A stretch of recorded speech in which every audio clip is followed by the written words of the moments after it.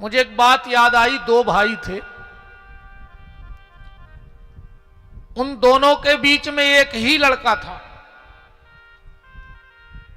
उनके मन में विचार आया कि अब हमें लड़के का विवाह करना है और उसके लिए मुझे योग्य लड़की चाहिए। तो दोनों भाई निकल पड़े लड़की ढूंढने अपने। एक बेटा था दोनों के बीच में। एक गांव के बाहर गए, एक बेटी चूल्हे पर कुछ रोटी बना रही थी, कुछ भोजन पका रही थी। देखने में बड़ी सुंदर थी। दोनों लोगों ने विचार किया कि ये बेटी हमारे लड़के को उचित रहेगी। तो दोनों पहुंच गए, उस बेटी को देखा और देखकर विचार किया कि सुंदर तो है पर इसमें ज्ञान है कि नहीं। क्योंकि हम लोग जब शादी करते हैं तो दो चीजों पे हमारा ध्यान होता है, एक तो चमड़ी और दूसरा दमड़ी। बोलो गलत तो नहीं है? हम लोग चमड़ी देखते मतलब सुंदरता देखते हैं और फिर दमड़ी देखते हैं, पैसा मिल जाए। हमें गुण से कुछ नहीं लेना। एक सास ने बहू से कहा, तुम्हारे बाप ने तुम्हें संस्कार नहीं दिए? बहू ने कहा, मां तुमने दहेज में संस्कार मांगे ही नहीं थे। तुमने तो टीवी मांगा था, फ्रिज मांगा था, कूलर मांगा था, कैश मांगा था, गोल्ड मांगा था, और तुमने जितना मांगा उससे डबल करके हमारे पापा ने दिया, पर तुम्हारी लिस्ट में कहीं संस्कार थे ही नहीं। अगर तुमने संस्कार मांगे होते तो तुम्हें संस्कार मिलते, पर हम लोग संस्कार नहीं देखते। हम लोग चमड़ी और दमड़ी वाले लोग बैठे हैं। उन दोनों बुजुर्गों ने विचार किया। देखो पहले के जो बुजुर्ग थे, बड़े जो अभी भी हैं बुजुर्ग, युवा तो सीता ही राम है, वे तो इंटरनेट वाले हैं। अबे तुम अच्छे एमए करवे वाले लड़का से बिना मोबाइल बिना कैलकुलेटर के 1000 भर को हिसाब नहीं करवा सका, क्योंकि वो सिर्फ मोबाइल तक सीमित रह गया है। अभी हम लोगों के घर में भी अगर 10 लोग हैं और तुम अपने बच्चे से पूछना कि जरा मेरा नंबर बोल देना, तो कहेगा पापा 1 मिनट निकाल के देते हैं। उसे अपने बाप का नंबर पता नहीं है। बोलो गलत कह रहे हो तो? एक दादा लड़की देखने गए। बेटी आई, जो भी चाय नाश्ता लाई रख दी। दादा ने जेब में से 2 चीजें निकाली और टेबल पे रख दी। बोले बेटा इसमें से एक उठा ले जाओ। 2 चीजें कौन थी? एक सुई और एक कैंची। लड़की ने विचार किया सुई छोटी सी है, कैंची बड़ी है, जई ले जाए। उसने कैंची उठाई, भीतर चली गई। चाय नाश्ता होने के बाद लड़की के बाप ने लड़के के बाप से पूछा, तो हम क्या समझे? लड़के के बाप ने कहा, इसमें क्या समझना है, कैंसिल समझो। इसमें क्या समझना, कैंसिल समझो। क्यों? बोले तुम्हारी बेटी कैंची ले गई, वो मेरे घर को काटने का काम करेगी। अगर सुई ले जाती तो वो मेरे घर को जोड़ने का काम करती, क्योंकि सुई जोड़ने का काम करती है और कैंची काटने का काम करती है। वो दोनों बुजुर्ग उस बेटी के पास गए और बोले बेटी क्या कर रही हो? बेटी बोली,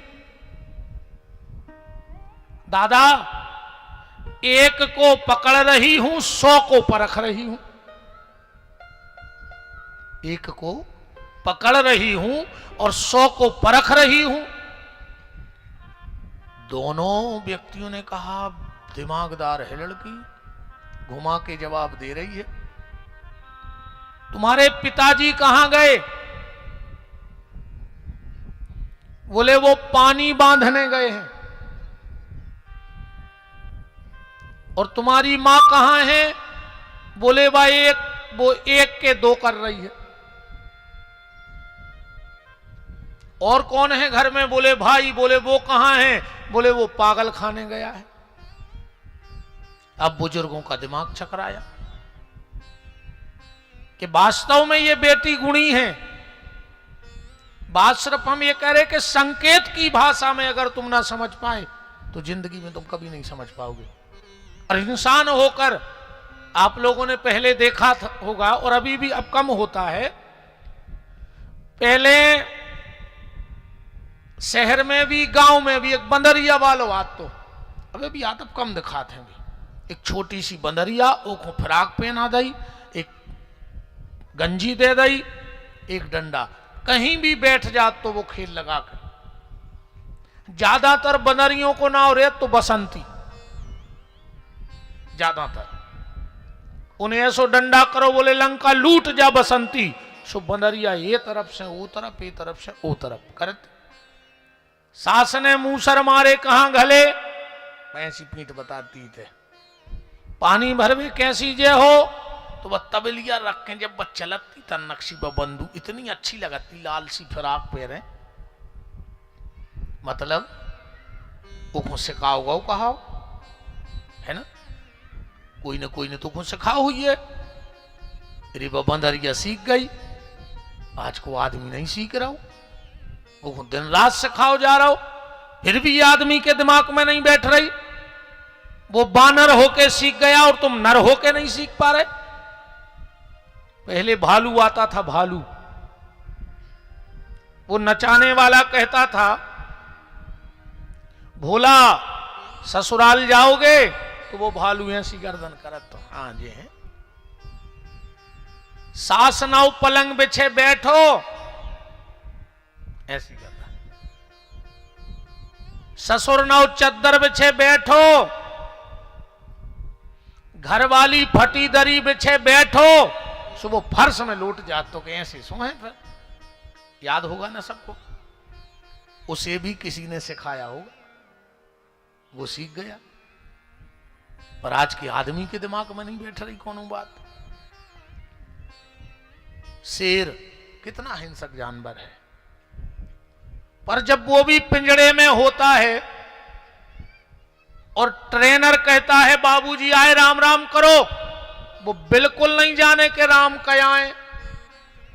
और ऐसे होने का फिर भी वो पिंजड़ा में दो ही हाथ पांव आगे कैसे फेंकत है, मतलब उसको सिखाया गया होगा, वो सीख गया। पर आज के आदमी के दिमाग में बात नहीं बैठ रही। और जो व्यक्ति संकेत में नहीं समझा वो कभी समझ नहीं सकता है। दोनों बुजुर्गों का दिमाग चकरा गया। आखिर ये बेटी कह क्या रही है? तो दोनों ने कहा बेटा हमें तुम्हारी बात समझ में नहीं आ रही है, हमने तुमसे पूछा क्या कर रही हो, तुमने कहा एक को पकड़ रहे 100 को परख रहे। बोले दादा हम चावल बना रहे। जब चावल देखा जाता है तो एक ही चावल देखा जाता मसल के पक गया कि नहीं पक गया, कि पूरे चावल मसाला जितने हंडी में चढ़े हैं। एक को पकड़ रहे हैं और 100 को परख रहे हैं। और बोले बेटी हमने पूछा तुम्हारे पिताजी कहां हैं, तुमने कहा पानी बांधने गए हैं। बोलो एक आदमी का मकान बरसात लगी है तो उसके मकान में पानी गिरता है तो उसको ठीक करने गए, पानी बांध रहे, छावनी करने गए, तो पानी तो बांधना है कि मकान में न आए। और बोले मैंने पूछा तुम्हारी मां कहां है, तुमने कहा एक का दो कर रही है। बोले बात दार बना रही, दार दर रही है। दाल जब चक्की में डाली जाती है एक के दो नहीं हो जाए। वाह क्या बात है। बोले तो क्या तुम्हारा भाई पागल है, तुमने कहा पागल खाने में है। बोले नहीं पागल नहीं है। तो तुमने क्यों कहा कि पागल खाने गया है? बोले वो शराब पीने गया है।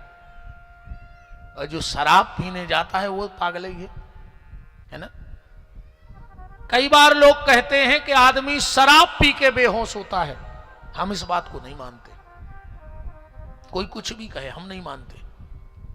कुछ बातें ऐसी हैं कि हमारा दिमाग ही नहीं काम करता। जैसे एक बात लोग कहते, पानी पियो छान के, गुरु बनाओ जान के।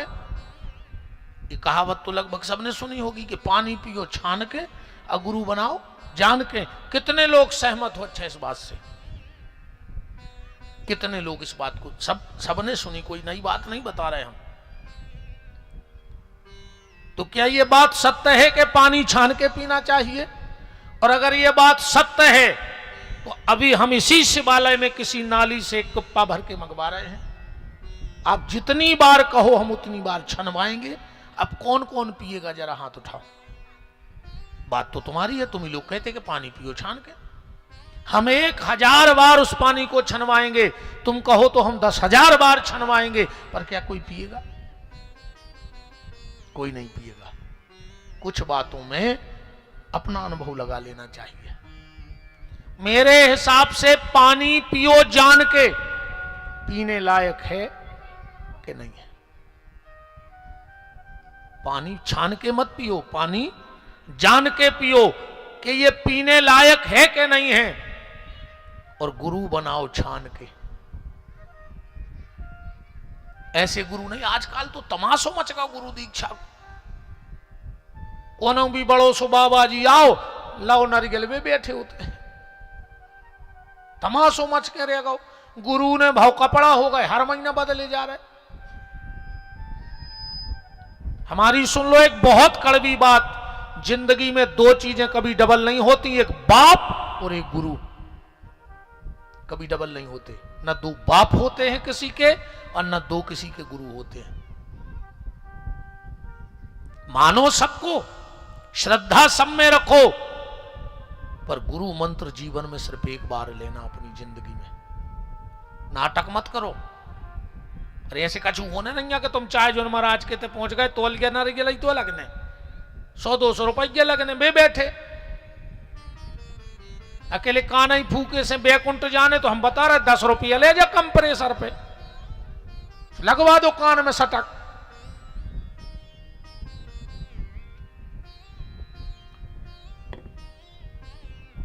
अगर एक बार गुरु मंत्र ले लिया है तो दूसरी बार गुरु मंत्र ग्रहण नहीं करना कभी। अच्छी बातें सबसे सीखो। हम आए हैं, हम कोई अच्छी बात बताएं, उसको ग्रहण कर लो।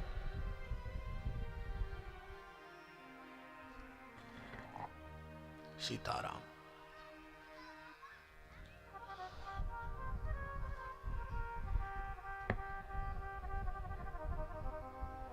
व्यास गद्दी से अगर कोई अच्छी बात मिल रही है तो उसको स्वीकार करो।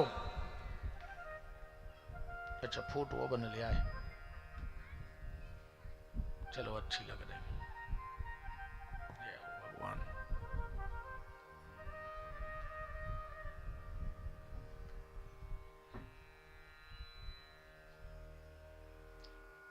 ये मेरी अंग्रेजी में ना लिखो, मुंह से पढ़ तो नहीं बने।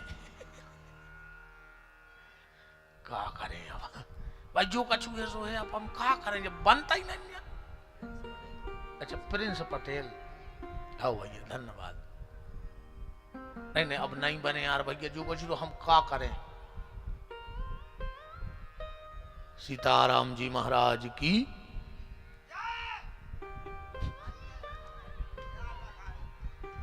हाँ बैठ जाओ बैठ जाओ बैठ जाओ।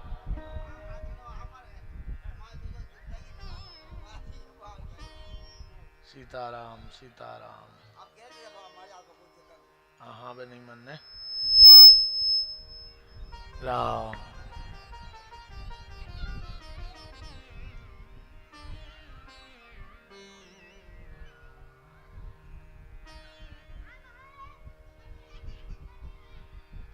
निवेदन आपसे चल रहा है, गुरु एक बार बनाना। बात सबसे लो, जो अच्छी लगे वो ले जाओ। ये व्यास गद्दी कुछ ऐसा बोल रही है जिससे आपको लगता है कि मेरे जीवन में सुधार आएगा, तो वो शब्द ले जाओ।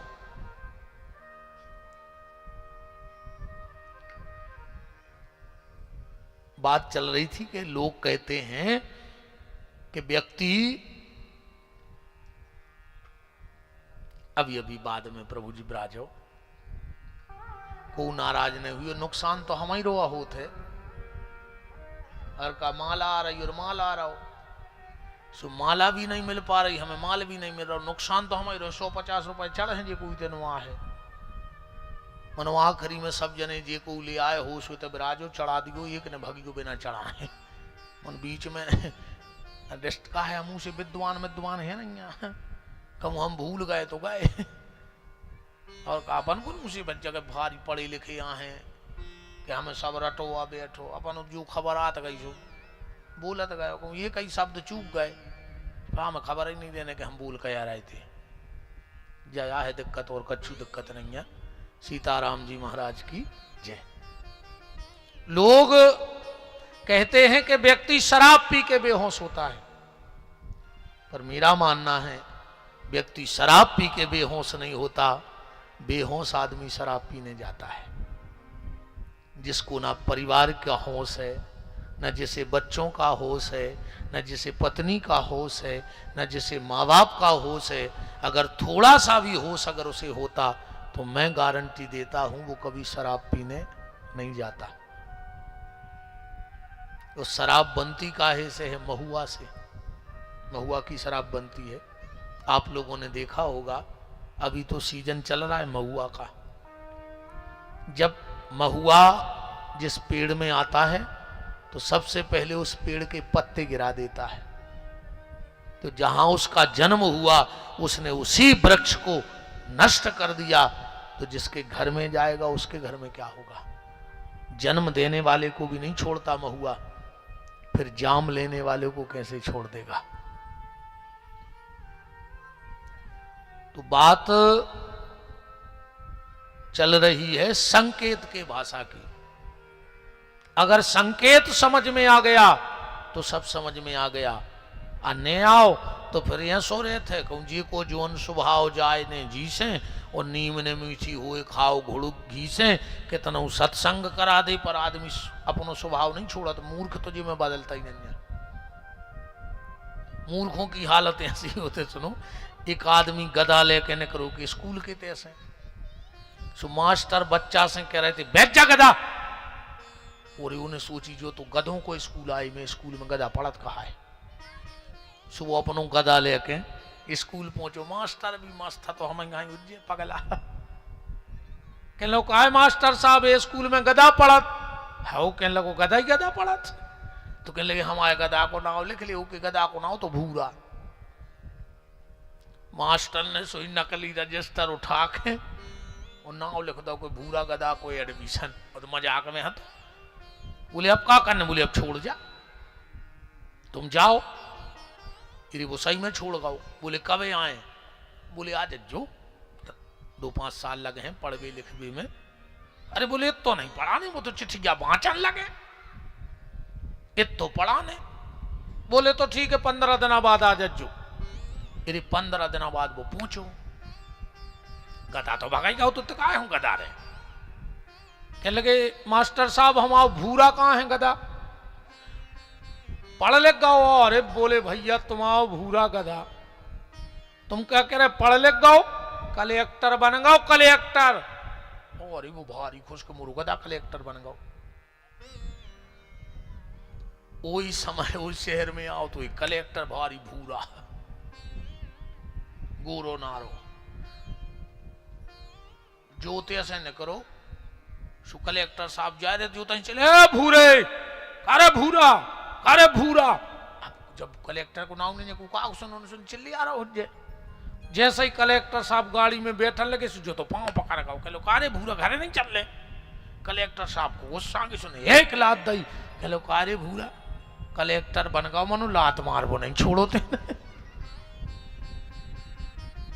ऐसे मूर्खों को कोई फर्क नहीं पड़त, मैं तो लात मार वो। बात बहुत गहराई से हमारी हंसी को भी आप समझते चलना। हमारे जो व्यंग भी हैं वो किसी व्यक्ति विशेष के लिए नहीं है। हम जो यहां से बहुत कड़वा भी बोलते वो किसी व्यक्ति विशेष के लिए नहीं है, वो हमारे परिवार के सुधार के लिए है, वो हमारे जीवन के सुधार के लिए है। कल आप चर्चा में सुन रहे थे, परीक्षित जी को 4 बातें बताई थी कल की कथा में सुखदेव जी ने। जितासनो, जित श्वासो, जित संगो, जितेंद्रिया। अब परीक्षित जी ने हाथ जोड़कर एक प्रश्न किया कि दुनिया बनाने वाले का तेरे मन में समाई, तूने काहे को दुनिया बनाई, तूने काहे को दुनिया बनाई। दुनिया बनाने वाले का तेरे मन में समाई, तूने काहे को दुनिया बनाई, तूने काहे को दुनिया बनाई। जो आए फिल्मी गाना आप सुनो ये, पर पहले के फिल्मी गाना इतने अच्छे बनते कि देखो हमने भागवत में गा लो, और बिल्कुल जे को देखने उसको देख ले। बिल्कुल जय बात परीक्षित जी ने भगवान सुखदेव जी से पूछी कि भगवान के ऐसे मन में काय आ गई कि उन्होंने दुनिया बनाई। और जय गाना कह रहा, दुनिया बनाने वाले का तेरे मन में समाई, तूने काहे को दुनिया बनाई। पहले के गाना ही इतने अच्छे थे, क्या गाना बनते पहले। ईश्वर सत्य है, सत्य ही शिव है, शिव ही सुंदर है। जी ना गाना, जागो उठ कर देखो जीवन ज्योत उजागर है, राधा मोहन शरणम सत्यम शिवम सुंदरम। यही तो श्लोक यहाँ है। क्या गाना बनते है ना। बड़ी देर भई नंद लाला, तेरी राह तके ब्रजवाला। ओ ग्वाल बाल एक एक से पूछे, कहाँ है मुरली वाला। ए मालिक तेरे बंदे हम, ऐसे हो हमारे करम। नेकी पर चलें और बदी से डरें, ताकि हंसते हुए निकले दम। ये अंधेरा घना छा रहा, तेरा इंसान घबरा रहा। ऐसे नहीं बनते गाना, इनमें सार हतो। और आज के गाना कई ढंग चका ढंग चका ढंग चका। अब बताओ जो ढंग चका क्या है। एक को अर्थ करो तो आ जाओ मंच पे, हम माइक दे रहे। का मतलब है इन गानों को ढंग चका को। कहिए क्या बोलती तू, आती के खंडाला। क्या करें आके खंडाला, मार जा फांसी लगा दे और क्या करो। बताओ का गाना बन रहा है यार। पर इसमें भी फर्क है। पहले का जो संगीत होता था उसको कहते थे शास्त्रीय संगीत, सुगम संगीत। शास्त्रीय संगीत मतलब शास्त्र मत बात गीत में होगी, उसको शास्त्रीय संगीत कहा जाता था। और आज के ये बच्चे जानते होंगे, मोबाइल पे टीवी की स्क्रीन पे क्या आता है, इस हफ्ते का पॉप सॉन्ग, जिसमें पहले पाप लगा है, उसके पीछे का गाना कैसा होगा ये भी तो विचार करो। परीक्षित जी पूछ रहे कि भगवान ने दुनिया क्यों बनाई, क्या जरूरत थी भगवान को दुनिया बनाने की। और मान के चलो भगवान ने ही दुनिया बनाई, तो राक्षस बनाने की क्या जरूरत थी। पहले भगवान ने राक्षस बनाए, उनको धरती पे भेजा, फिर खुद आए, उनको मारा और बाही बाही लूट करके चले गए। तो जब सब उनके हाथ में है तो राक्षस बनाए ही क्यों थे, नहीं बनाते। सुखदेव जी बोले परीक्षित ऐसी बात नहीं है। भगवान ना देवता बनाता है और ना भगवान राक्षस बनाता है। भगवान तो खाली एक मिट्टी का पुतला बनाता है, जो हम और आप बैठे हैं। बनाता है कि नहीं बनाता। बस बात यह है, एक बार एक मूर्तिकार ने भगवान से कहा कि प्रभु हम और तुम बराबरी में हैं। बोले क्यों। बोले तुम भी मूर्ति बनाते हो, हम भी बनाते हैं, कारीगर भी तो मूर्ति बनाता है। अब भगवान ने ये मूर्ति बनाई है, पर प्रभु एक बात बताओ, मेरी समझ में नहीं आती कि मेरी मूर्ति मंदिर में जाके पूजा होती है, कारीगर की मूर्ति मंदिर में जाके पूजा होती है, और आपकी बनाई मूर्ति जीवन भर आपस में लड़ती रहती है। बोलो लड़ रहे अपन क्या नहीं लड़ रहे एक दूसरे से? अब तो कुत्ता हंसन लगे अपन पे। हाँ, कुत्ता हंसत है। जब कुत्ता ही कुत्ता इकट्ठे हो फिर उनकी बात है सुनो। अच्छा एक बात बताओ, ये शिवाजी वार्ड है, अगल बगल के वार्डों से अगर किसी वार्ड की गैया यहां आ जाए तो कभी यहां की गैया ने आप लोगों से शिकायत करी कि उस वार्ड की गाय यहां ना, ये हमारा वार्ड है? करी कभी शिकायत? चलो, इस वार्ड की गाय कभी दूसरे वार्ड में चली जाए तो वहां की गैया आई आपके यहाँ धरने पे बैठने कि सुनो शिवाजी वार्ड वालों, आपके यहाँ जो भी गैया घूमती हो वो हमारे वार्ड में न आए। अब यही शिवाजी वार्ड में अगर वो कुलिया को कुत्ता ये कुलिया में आ जाए तो ये कुलिया के कुत्ता वो छोड़ है? बताओ आप, यही वार्ड की बात करो। भगवान ने कुत्तों से कहा था कि एक दूसरे को जाकर के भौंकना। आजकल कुत्ते तो इकट्ठे रहने लगे, आदमी ने कुत्ता को फेल कर दो, एक दूसरे को देख के भौंक रहा हो है, एक दूसरे को अच्छो देखो ही नहीं चाह रहा हो। आधे से ज्यादा ये पे परेशान है कि पड़ोसी सुखी गाय है। आधे से ज्यादा लोग ये में टेंशन है कि सामने वाला सुखी क्यों है। ये स्वभाव कुत्तों का है, बदल दो, इंसान हो तो इंसान रहो, इंसान हो इंसान रहो।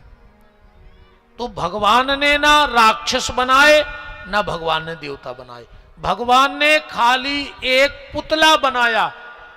उदाहरण ऐसे भी हम और आप समझ सकते हैं, अगर ये कहा जाए कि लाइट ठंडी है कि गर्म, तो इसका क्या जवाब होगा लोगों का? मान के चलो हम आपका जवाब देते हैं, आप कहो कि लाइट ठंडी है तो हम उनमें हीटर लगा रहे, हीटर वह तो गर्म कर है। और अगर आप लोग कहो कि लाइट गर्म है तो हम उसमें फ्रिज लगाए दे रहे, वो तो ठंडा करेगी कि नहीं करेगी? अब क्या कहोगे, लाइट ठंडी है कि गर्म? ना लाइट ठंडी है ना लाइट गर्म है, लाइट में सिर्फ पावर है। अब मशीन कैसी है, वो वैसा काम करेगी। भगवान ने तुम्हें मनुष्य तन दिया, अब तुम्हारे भीतर जो काम क्रोध लोभ मोह के तार डले हैं भीतर, अब भगवान तुम्हें पैसा दे दे, भगवान तुम्हें बुद्धि दे दे, भगवान तुम्हें बल दे दे, अब तुम उसको गलत जगह लगा दो तो भगवान क्या करे? उसने तुम्हें दिमाग दिया, तुम देश के विकास में भी लगा सकते हो और बम बना के देश के विनाश में भी लगा सकते हो। भगवान क्या करे? दो लड़के बैठे थे, संकेत में ही समझ लेना। एक लड़के ने कहा मैं बड़ा होकर के प्लेन उड़ाऊंगा, पायलट बनूंगा। तो दूसरा लड़का बोला हट, तुम बड़े हो के प्लेन उड़ाओगे? अरे हम बड़े हो के हवाई अड्डा ही उड़ा दें। तुम तो खाली प्लेन उड़े हो, हम अपने पे आ जाए तो हम हवाई अड्डा ही उड़ा दें। समझ गए? संकेत बहुत है। तो भगवान ने तुम्हें दिमाग दिया, भगवान ने तुम्हें पैसा दिया, तुम चाहो तो अच्छे काम में लगा दो, और ना चाहो तो धरे रहो, मर जाइयो। और का पैसा धरे के वो आदमी तो पैसा धरे हैं, ने तो सुख से खा रहा है, ने कपड़ा पहन रहा है, ने घूम भी जा रहा है, कौन बाप को धरे हो? के वो आदमी एफडी बनाए धरे, मर जा सुबह मोड़ी मोड़ो तक नहीं मिलत। लोभी को धन लावर खाए और बचे सरकारें जाए। सीताराम, कम से कम तुम आओ पैसा तुम ही भोग ले यार। कछु कछु कहते हैं बच्चों को, तो का तुम्हारे कुल में अब नाकारा ही नाकारा पैदा होंगे, तुम भी तुम्हारे बच्चा कुछ न कर पे, अब तुम ही जोर के धर हो, नाकारा ही नाकारा पैदा करके ये हो कि भी तुम्हारी आसन दरीरे में कुत्तों घाई।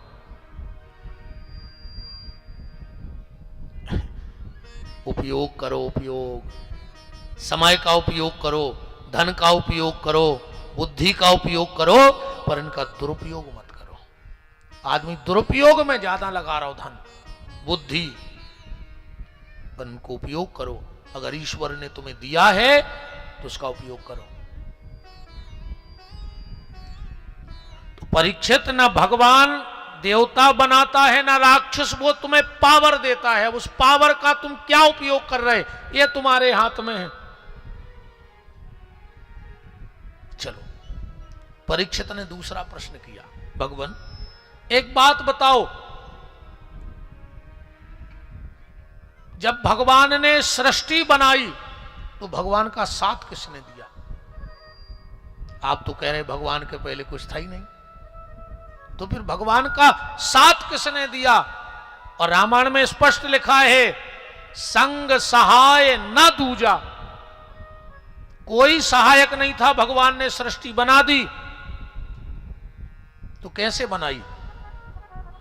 सुखदेव जी बोले, परीक्षित ऐसे बनाई, एक मिठाई होती है, मिठाई तो बहुत होती हैं पर एक मिठाई होती है।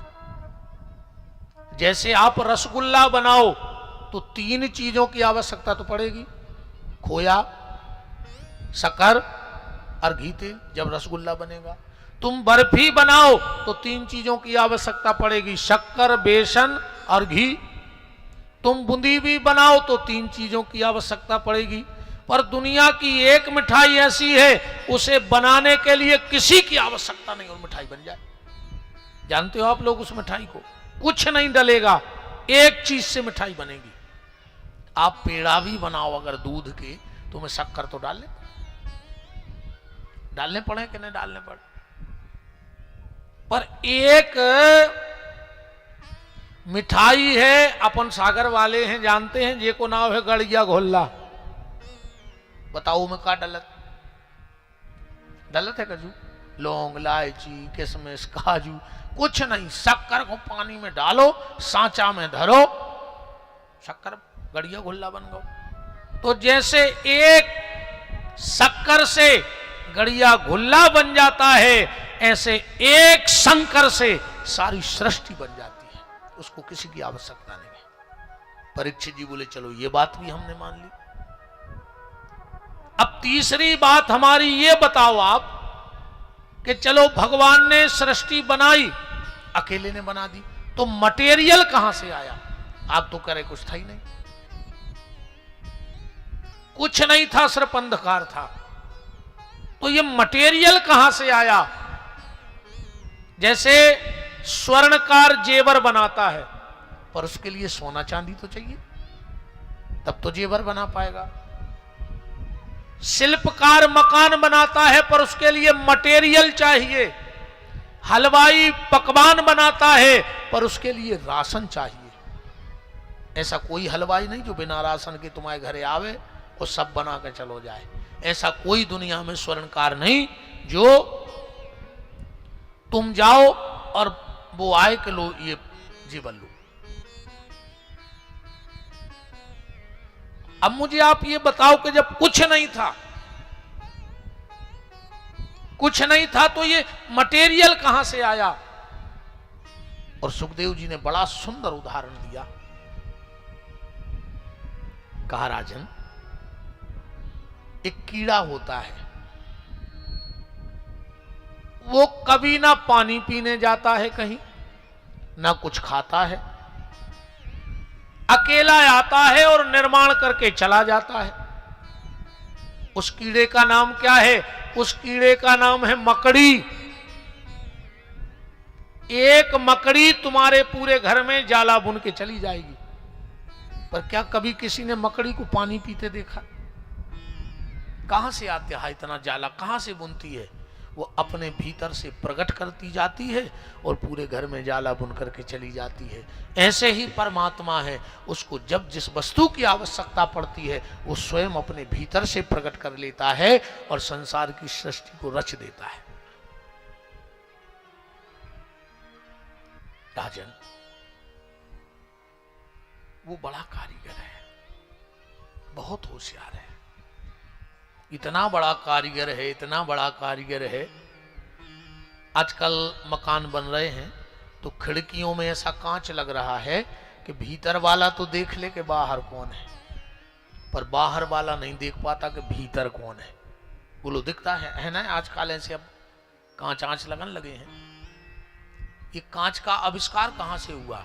इस कांच का आविष्कार इंसान की आंख से हुआ, इस जीव की। इसमें भी वही लेंस डला है कि भीतर वाला तो देख रहा है कि शिवाजी वार्ड में कौन कौन बैठा है, पर क्या किसी को भीतर वाला दिख रहा है कि तुम्हें कौन देख रहा है?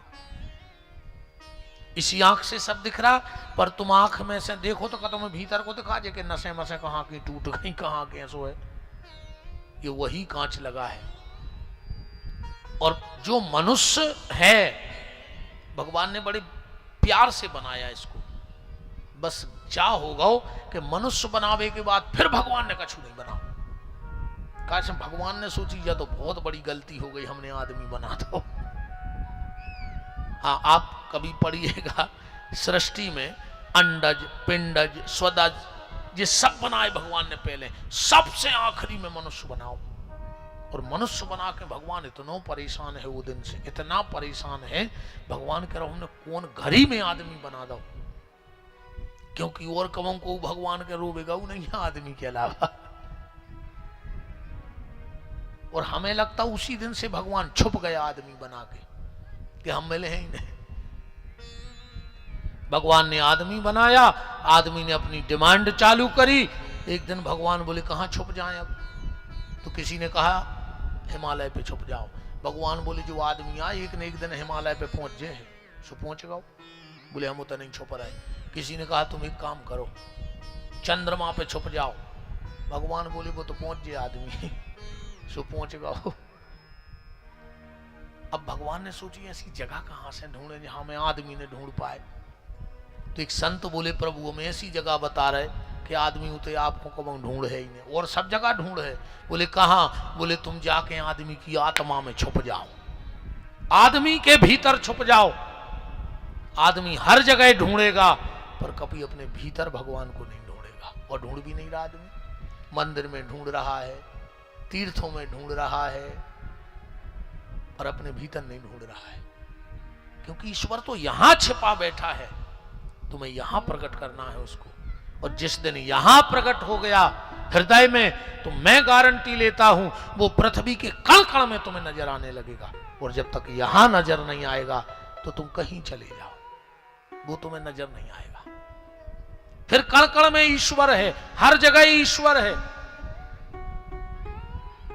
ऐसा नहीं कि हाथी में ज्यादा है, चिंटी में कम है, बराबरी से। हरि व्यापक सर्वत्र समाना, प्रेम ते प्रकट हो में जाना, सब में बराबरी से है। एक बार संत जी शिवाजी वार्ड में से निकले, एक घर के बाहर बैठ गए। कमरे में 4-5 बच्चा लड़ रहे थे शिवाजी वार्ड में। एक बोलो कि हम हाथी खे हैं हाथी, दूसरो बोलो हम शेर खे हैं, एक बोलो हम ऊंट खे हैं, एक बोलो हम घोड़ा खे। बाबा जी को तो पसीना आ गया कि धन रे शिवाजी वार्ड के बाल बच्चे, बताओ वे हाथी खावे लड़ रहा है, वे घोड़ा खावे लड़ रहा है। तो बाबा जी ने विचार किया कि ऐसे वीर बालकों का तो दर्शन करना चाहिए। और बाबा जी उठे और जो खिड़की में हो झांक के देखे तो का देख रहे, वे चार ही बच्चा बीच में गड़िया घुल्ला धर के लड़ रहा है। अब देखो हाथी भी है, घोड़ा भी है, ऊंट भी है, पर असल में तो शक्कर है कि नहीं है। ऐसे जितने भी जीव हैं ये पृथक पृथक अलग अलग भली दिख रहे हैं, पर इनके भीतर बैठा तो परमात्मा ही है, ईश्वर तत्व ही बैठा है। तो परीक्षित, भगवान ने इस इंसान को बनाया और बना के छुप गया। इंसान को बनाया और बना के छुप गया, क्योंकि इंसान की इतनी डिमांड है, इतनी डिमांड है कि कोई पूरी कर ही नहीं पा रहा। बोलो किसी को संतोष है? किसी को संतोष नहीं है। 24 घंटे पैसा, कैसा, जैसा, पर पैसा। कैसे भी आए, कहीं से आए, किसी की हाय का आए, बद्दुआ का आए, पर आए। बहुत हिसाब से पैसा रखना, बहुत हिसाब से। आराम से बांटती बेटा, हल्ला न करियो है। हाँ, अच्छे आराम आराम से, पानी तो खूब पियो, तुम्हारे कोई दिक्कत नहीं है भाई। वो अपने स्वभाव में नंजा के हमारे घरे आज जो, हम सो हैं तुम गाज जो। भाई सुनो तो हम चल ले आए ना। हमें तो दो ही प्रकार की कथा याद, 2-3 भजन गए हैं, 10:30 बजे हो घरे भाग छे, कथा पूरी हो गई। हमारी कथा है बफर सिस्टम। हाँ, जबरदस्ती नंजा के तुम्हें दाल आई रोटी खाने, देखो जो चाहने वो ले जाओ। बिल्कुल हर प्रकार की दुकान लगी घेरा हूँ। तुम्हें का सुनने वो मिल है सुनबे, अच्छी सुनो तो अच्छो सुने, नहीं सुन सुखा है। हम तो वही ने कहते कि बजाओ रे, 2-3 बेर हम थप्पड़ी बजा के जय जय कर दे, तुम्हारे थप्पड़ी ठोकर ठोकर घरे भाग जाओ। पर हम ज्यादा थप्पड़ी ऐसे नहीं बजवाएं कि उनमें खतरा है। कहूँ तुम्हारे 7 दिन में थप्पड़ी बजावे की आदत पड़ गई, बताओ। आदमी की अच्छी कथ्या कराई, जे को देखो वो तहीं ठाड़ो। इसे अपन हूँ ज्यादा आदत नहीं बनाने थप्पड़ी बारों की। हाँ, हम इसे ज्यादा बजवाता ही नहीं है, एक आध बेर कीर्तन में बजा ले। अरे फिर खतरा है भैया, तुम 7 दिन आए थे बैठे, अब तुम्हें आदत पड़ गई, कोनो दिन घरे सोता ही सोत बजान लग और संशय। इसे थप्पड़ी को ज्यादा काम नहीं है। आनंद से बात भीतर तक जाए, हृदय तक, वो कथा है। बहुत बहुत खूबी से बनाया इंसान को। अच्छा, जैसे कोई बहुत वीआईपी जब भोजन करत है तो वो भोजन को एक मशीन चेक करत है, किसी ने कुछ मिला तो नहीं दिया। तो जो बड़े बड़े अधिकारी जो भी हो भगवान जाने, उनको भोजन एक मशीन में चेक होते। पर तो अपन तो बहुत वीआईपी है, भगवान ने अपन को 3 मशीनों में चेक करे के बाद खा भी दे रहा। वो 3 मशीनें चेक करत है। सबसे पहले हाथ, गरम है तो माए धर दी नहीं खाने, जब मशीन करे ना खाने लायक नहीं है। हाथ ने कई पास है, फिर गौ नाक के साड़ा गाँव माए फेंक दे, जब मशीन पास न कर तो मुंह में नहीं। बताओ कि चलो जी कोरा, पहले हाथ ने पास करो के, नाक करे जान दो, फिर गौ मुंह में अगर मिर्ची है तो थूक दे, और जब मुंह भी कह दे पास तो फिर भीतर बैठे मनी राम को खावे दो जे है। बहुत वीआईपी है बैठे, अपन साधारण नहीं बैठे। 3 मशीनें चेक कर रही।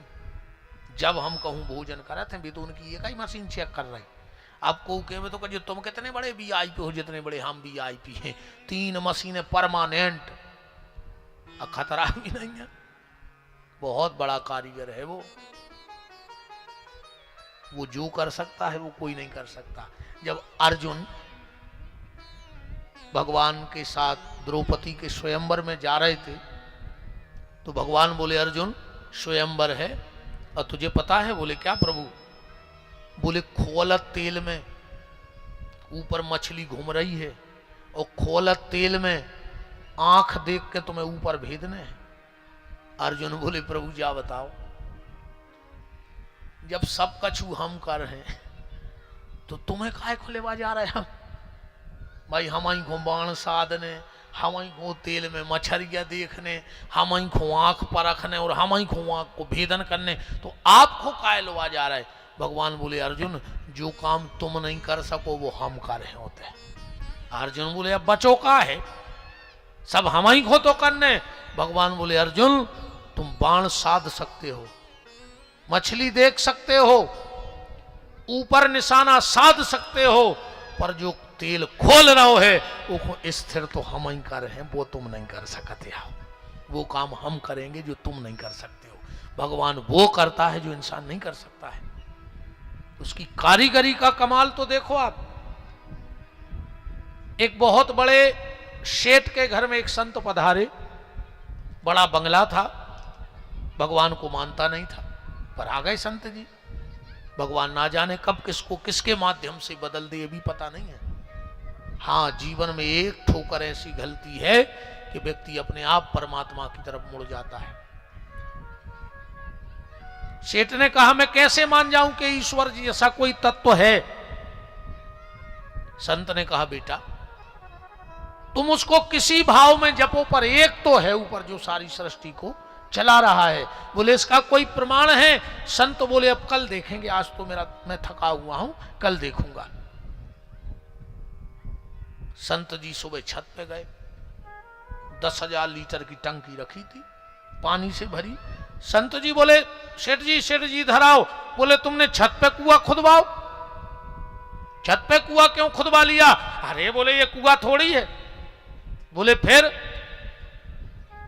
बोले ये तो टंकी है। तो बोले इस टंकी में पानी निकल आया? अरे बोले नहीं पंडित जी इसमें पानी नहीं निकला, आओ नीचे हम बताते हैं इसमें पानी कैसे गया। बगीचे में आए, बोले पहले हमने यहां गड्ढा करवाया, फिर उसमें केशिंग डाली, मशीन डाली, पाइप डाला, डोरी डाली, फिर चालू किया और यहां से पाइप ऊपर ले गए, अब फिर जाके उस टंकी को भरते हैं। महात्मा बोले वाह यार तुम तो बहुत दिमागदार निकले, तुमने नीचे का पानी ऊपर भेज दिया। बोले वो दिमाग मतलब दिमाग। महात्मा जी टहलत टहलत वो के बगीचा में लगे थे नारियल के पेड़े। बोले नारियल दे दो, हमें पूजा करनी है। नौकर से कहा नारियल तोड़ के दे दो। महात्मा ने नारियल तोड़ो, बड़ो नारियल, पानी बहुत हतो में। महात्मा ने उतनी नारियल छोड़ो और नारियल के पेड़ के चारों तरफ घूमने लगे। सेठ जी बोले क्या कर रहे? बोले सटाका देख रहे, सटाका। बोले काय? बोले जो पानी कैसे पहुंच गया मैं, पानी कैसे पहुंच गया उतने ऊपर नारियल में 2 लीटर।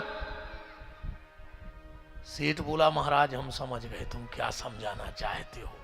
बोले इसी का नाम भगवान है, उसी का नाम भगवान है जो जमीन का पानी बगैर मोटर के, बगैर पंप के, बगैर लाइट के, बिना बिजली के ऊपर नारियल के पेड़ में भर देता है, उसी का नाम ईश्वर है।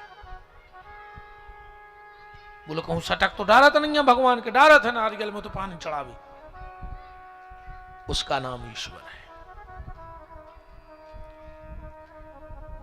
परीक्षित तुमने पूछा भगवान ने दुनिया क्यों बनाई, तो परीक्षित ये प्रश्न नहीं करना चाहिए आदमी को कि भगवान ने दुनिया क्यों बनाई। बोले फिर? बोले परमात्मा के प्रति प्रश्न नहीं होना चाहिए, परमात्मा के प्रति परीक्षा नहीं होनी चाहिए, परमात्मा के प्रति तो प्रतीक्षा होनी चाहिए और विश्वास होना चाहिए। भगवान परीक्षा, आजकल जी बहन जी परीक्षा लेने लगी भगवान की। हनुमान जी के मंदिर जे हैं, ए हनुमान जी अगर सच के सांचे हो तो हमारा लड़का पास हो जाए। अब तुम्हारा लड़का पूरी साल मोबाइल चलाते रहो, कंची खेलत रहो, हनुमान जी दे आवे पेपर। तुम्हारा लड़का पास होगा तो हनुमान जी सच्चे कहा है, और लड़का फेल होगा तो हनुमान जी झूठे कहा है। तुम दे हो भगवान को प्रमाण पत्र। कछु कछु कहते हैं ये दुर्गा तुम सच्ची की सांची हो तो हमारी सास के मुंह में छाले हो जाए, 6 महीना है बोल ले पाए। अरे राम राम, का हालत बन के रह गई। भगवान परीक्षा का नहीं, प्रश्न का नहीं, प्रतीक्षा का विषय है। प्रतीक्षा करो, आज नहीं तो कल, कल नहीं तो परसों, और परसों नहीं तो वर्षों के बाद ईश्वर का दर्शन हमें और आपको जरूर होगा। तो परीक्षित व्यक्ति को यह नहीं सोचना चाहिए कि भगवान ने दुनिया क्यों बनाई, व्यक्ति को यह सोचना चाहिए भगवान ने इतनी प्यारी दुनिया बनाई कैसे होगी। और फिर उसके बाद यह सोचना चाहिए कि जिसकी कल्पना इतनी सुंदर है, इस प्रकृति क्या है परमात्मा की कल्पना, और जिसकी कल्पना इतनी सुंदर है वो परमात्मा कितना सुंदर नहीं होगा, और क्या कभी उससे मेरा मिलना होगा कभी। इस प्रकृति को देखकर उस परमात्मा की सुंदरता का अनुभव उस जीव को करना चाहिए कि भगवान कितना सुंदर होगा। एक बार एक संत जी एक शहर में आए प्रवचन करने, पूरे शहर के लोग ऐसे पागल हुए, एक एक शब्द उनका बड़ा सुंदर निकलता, परिवर्तन के लिए निकलता और लोगों के हृदय में सीधा बैठता। पूरे शहर में उनको लोग जानने लगे, भीड़ होने लगी। चौथा 5वां दिन हुआ और महाराज जी एक दिन अकेले ही सुबह सुबह टहलने निकल गए। अब पंडित जी को क्या पता सागर में या किसी शहर में कौन कहाँ रहता है, तो वो घूमते घूमते उस मोहल्ले में पहुंच गए जहां पर वहां नर्तकियां रहती थी, नाचने वाली। अब पंडित जी को क्या पता, वो तो टहल रहे थे, चले गए। संयोग ऐसा बना कि उस मोहल्ले की जो सबसे सुंदर नर्तांगना थी, नर्तकी थी, वो सुबह सुबह स्नान करके और अपने बाल सुखा रही थी छत पे। और जो बाबा जी ने देखो, तो बाबा जी की नजर ही नहीं हटे, रह गए भी तो यहाँ से देख के। धीरे धीरे और लोग निकले, वो जानते थे, बोले बताओ रे बाबा को, मंच से इतनी बड़ी बड़ी बातें करत है, और सवेरे सवेरे एक बेश्या को देख भी आओ। वह बेश्या भी जानत थी कि बहुत ऊंचे संत हैं। धीरे धीरे वहां 100, 200, 500 लोग इकट्ठे हो गए, पर महाराज जी की पलकई ने झपके भी तो देखते ही रहे। उस बेश्या ने सोची हम तो बदनाम हैं, पर हमारे कारण ये संत बदनाम ना हो जाए, तो उसने उर्दू में एक शब्द कहा वहां से। क्या कह रही है वो चिल्ला के, जो मेरी गली में कदम रखता है वो अपना सर कलम रखता है। मतलब मेरी गली में आने वाले का सम्मान नहीं होता। फिर भी पंडित जी एक टकी लगाए देखा था। उसने सोचा सुना नहीं, तो वो चिल्ला के बोली, जो मेरी गली में कदम रखता है वो अपना सर कलम रखता है। अब झक्की खुली पंडित जी की। अभी उन्हें नहीं देखा कि कितनी भीड़ हमें देख रही, तुरंत उसका जवाब दे दिया। जैसे ही बेश्या ने कहा जो मेरी गली में कदम रखता है वो अपना सर कलम रखता है, महात्मा बोले हट, ना मुझे तुझसे गर्ज है न तेरे हुस्न से गर्ज है। गर्ज माने मतलब। महात्मा बोले ना मुझे तुझसे मतलब है न तेरी सुंदरता से, ना मुझे तुझसे गर्ज है न तेरे हुस्न से गर्ज है। मैं तो अपने मालिक की कलम देखता हूं। मैं तो ये सोच रहा था कि जिसने तुझे इतना सुंदर बनाया है वो मेरा परमात्मा कितना सुंदर नहीं होगा, और क्या एक बार उसका जीवन में मुझे दर्शन होगा। बस विचार ये करो कि जिसकी कल्पना इतनी सुंदर है वो परमात्मा कितना सुंदर होगा, और क्या कभी वो हमें मिलेगा। और उसके लिए तुम्हें एक काम करना होगा, उसकी तलाश करनी होगी। कहाँ? अपने भीतर।